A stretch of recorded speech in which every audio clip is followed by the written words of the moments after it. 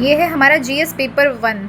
GS paper one के लिए तो तुम्हें पता ही है कि मैं कितनी एक्साइटेड होंगी, क्योंकि ये हिस्ट्री एंड ज्योग्राफी का पेपर होता है और टीचिंग का शौक ही है जिसकी वजह से मैं आईएएस नहीं बन पाई। अदरवाइज़ मैं भी आईएएस का पेपर जो है वो क्लियर करके पीएससी की रैंक होल्डर होती और आईएएस बनी होती। खैर छोड़ो, चलो हम क्वेश्चन पेपर की बात करते हैं। तो 1 to 10 जो क्वेश्चन होंगे वो 150 वर्ड्स में लिखने होते हैं और 11 to 20 जो क्वेश्चन है वो 250 वर्ड्स में लिखने होते हैं। पेपर जो है वो 250 मार्क्स का होता है। 3 आवर्स का पेपर होता है। जीएस वन का पेपर होता है सैटरडे को मॉर्निंग में 9 to 12 PM, ठीक है। अब हम बात करते हैं क्वेश्चन की। तो क्वेश्चन नंबर 1 जो है हमारा वो है analyse the importance of Ashokan inscriptions for reconstructing Mauryan history. बच्चों में 12th क्लास में ये चीज़ पढ़ाती हूँ ना आपको, मौर्य इतिहास के पुनर्निर्माण के लिए अशोक के अभिलेखों के महत्व का विश्लेषण कीजिए। उसके बाद अगला क्वेश्चन क्या है, discuss the impact of Macaulay's minute on colonial administration and education in India. Macaulay's minute है भाई ये, ठीक है। भारत में औपनिवेशिक प्रशासन और शिक्षा पर मैकाले मिनट के प्रभाव की विवेचना कीजिए। ये क्वेश्चन थोड़ा सा मिलता जुलता बीएड में है कि हमारा जो मैकाले है उसी ने हमारे जो हम एजुकेशन आज लेते हैं उस पर कुछ ना कुछ उसी का रोल है।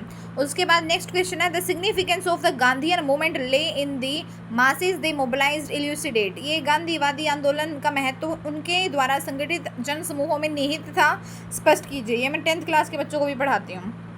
उसके बाद नेक्स्ट क्वेश्चन क्या है, what is the Fujiwara effect, explain its impact on the movement and intensity of tropical cyclones. ये ज्योग्राफी का क्वेश्चन है, ये मैं नहीं पढ़ाती।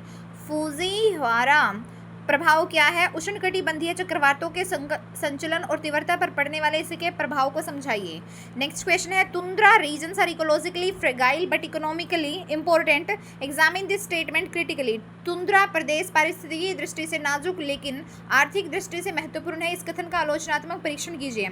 अगला क्वेश्चन है discuss the role of aeolian process in desertification and land degradation. मरुस्थलीकरण और भूमि अवनयन में वायु जनित प्रक्रियाओं की भूमिका की विवेचना कीजिए। अगला क्वेश्चन क्या है, water resources are both an asset and a source of conflict in South Asia, examine this statement giving examples. खैर ज्योग्राफी के बड़े भयंकर क्वेश्चन है। दक्षिणी एशिया में जल संसाधन संपत्ति और विवाद का स्रोत दोनों है, उदाहरण देते हुए इस कथन का परीक्षण कीजिए। हाँ, तो अब अगला क्वेश्चन है unity in diversity remains the defining feature of Indian society despite the challenges from communalism and regionalism comment. सांप्रदायिकता और क्षेत्रवाद की चुनौतियों के बावजूद विविधता में एकता भारतीय समाज की मुख्य विशेषता बनी हुई है, टिप्पणी कीजिए। उसके बाद अगला क्वेश्चन है how do you understand disability, substantiate the need for inclusive policy framework in India in this regard. अपंगता को आप किस प्रकार समझते हैं, इस विषय में भारत में समावेशी नीतिगत ढांचे की आवश्यकता सिद्ध कीजिए। अगला क्वेश्चन है do you think digital technology promote social empowerment, explain with examples. क्या आप ऐसा सोचते हैं कि अंकीय डिजिटल तकनीकी समाज सशक्तता को बढ़ावा देती है, उदाहरणों के साथ समझाइए। अगला क्वेश्चन है Vijayanagara architecture exemplifies the amalgamation of past traditions with contemporary practices, elucidate with examples. Vijayanagara वास्तुकला अतीत की परंपराओं और समकालीन प्रथाओं के सम्मिलन का उदाहरण प्रस्तुत करती हैं, उदाहरणों के साथ स्पष्ट कीजिए। अगला क्वेश्चन है linguistic reorganisation of Indian states was driven by popular pressure from below, comment. भारतीय राज्यों का भाषाई पुनर्गठन नीचे से उठे जन दबाव द्वारा संचालित था, टिप्पणी कीजिए।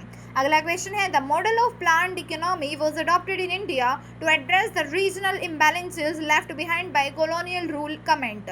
भारत में योजनाबद्ध अर्थव्यवस्था का मॉडल अपनाया गया ताकि औपनिवेशिक शासन द्वारा छोड़े गए क्षेत्रीय असंतुलनों को मिटाया जा सके, टिप्पणी कीजिए।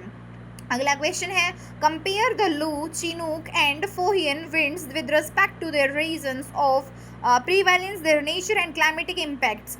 लू, चिनूक और फॉन हवाओं की उनके पाए जाने वाले क्षेत्र, उनकी प्रकृति और जलवायु प्रभावों के आधार पर तुलना कीजिए। तो बेटा ये सारे के सारे क्वेश्चन हिस्ट्री, पॉलिटिकल साइंस और ज्योग्राफी से रिलेटेड हैं। तो 11th और 12th बेस तो नेक्स्ट क्वेश्चन है यहाँ पे, analyse the role of satellite based technologies in achieving climate smart agriculture and food security in India. भारत में जलवायु अनुकूल क्लाइमेट स्मार्ट कृषि और खाद्य सुरक्षा को हासिल करने में उपग्रह आधारित तकनीकियों की भूमिका का विश्लेषण कीजिए। अगला क्वेश्चन है, the centre of global trade is gradually shifting from the Atlantic region to the Indo Pacific region, examine the statements.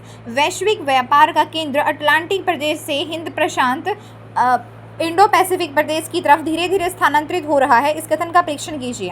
अगला क्वेश्चन है, analyse the major drivers of human induced land use changes in India and their geographical consequences. भारत में मानवजन्य भूमि उपयोग परिवर्तनों के प्रमुख कारकों और उनके भौगोलिक परिणामों का विश्लेषण कीजिए। अगला क्वेश्चन है, is caste disappearing in urban India, illustrate your answer with examples. क्या शहरी भारत में जाति लुप्त हो रही है? अपने उत्तर को उदाहरणों के साथ स्पष्ट कीजिए। अगला क्वेश्चन है, critically examine the challenges of demographic transition in contemporary India. समकालीन भारत में जनसांख्यिकी संक्रमण की चुनौतियों का आलोचनात्मक परीक्षण कीजिए। अगला क्वेश्चन है, evaluate the impact of globalisation on Indian youths with reference to the social, political, economic and cultural spheres. सामाजिक, राजनीतिक, आर्थिक और सांस्कृतिक क्षेत्रों के संदर्भ में भारतीय युवाओं पर वैश्वीकरण के प्रभाव का मूल्यांकन कीजिए। अभी तो वैसे मेरे को 11th एंड 12th क्लास के अपने बच्चों के लिए हिस्ट्री एंड पॉलिटिकल साइंस की वीडियोस बनानी है। जब टाइम लगेगा तो हम यूपीएससी के मेंस के जो पेपर है वो सोल्व करके अपलोड करेंगे। Thank you so much for watching.